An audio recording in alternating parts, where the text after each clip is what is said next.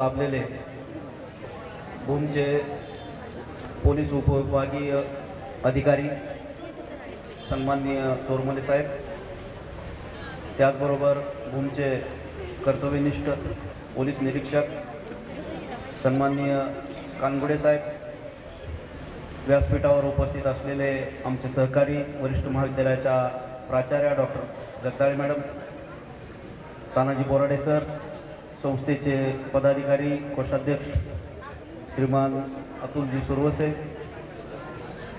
महाविद्यालयातील सर्व स्टाफ व विद्यार्थी मित्रांनो, मी आपला जास्त वेळ घेणार नाही, कारण मला माहीत आहे की आपण खूप उत्सुक आहात कार्यक्रम बघण्यासाठी.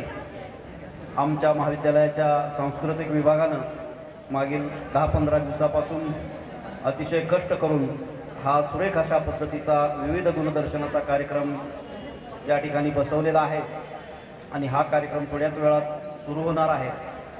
तर महाविद्यालयामध्ये जो काही विविध गुणदर्शनाचा कार्यक्रम आहे तो कार्यक्रम शांततेत आणि व्यवस्थित पार पडावा अशी अपेक्षा मी विद्यार्थ्यांकडून व्यक्त करतो. त्याचबरोबर साहेब, थोडासा अनुभव असा आला की याही कार्यक्रमात विविध गुणदर्शनाच्या कार्यक्रमात सुद्धा मुलीच सगळ्यात अग्रेसर आहे. मुलांचा सहभाग अतिशय नगण्य त्या ठिकाणी पाहायला मिळतो. गेल्या वर्षी पण तोच अनुभव आम्हाला आला.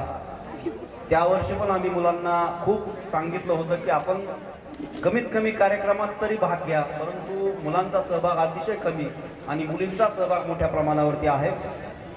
मुली पुढं जात आहेत, ही चांगली गोष्ट आहे, परंतु मुलांनी मागं पडता कामा नये. त्यांनी सुद्धा या कार्यक्रमामध्ये किंवा अभ्यासामध्ये पण आपण जर पाहिलं तर मुलीच सगळ्यात पुढं आपल्याला कुठल्याही क्षेत्रामध्ये पाहायला मिळत आहेत.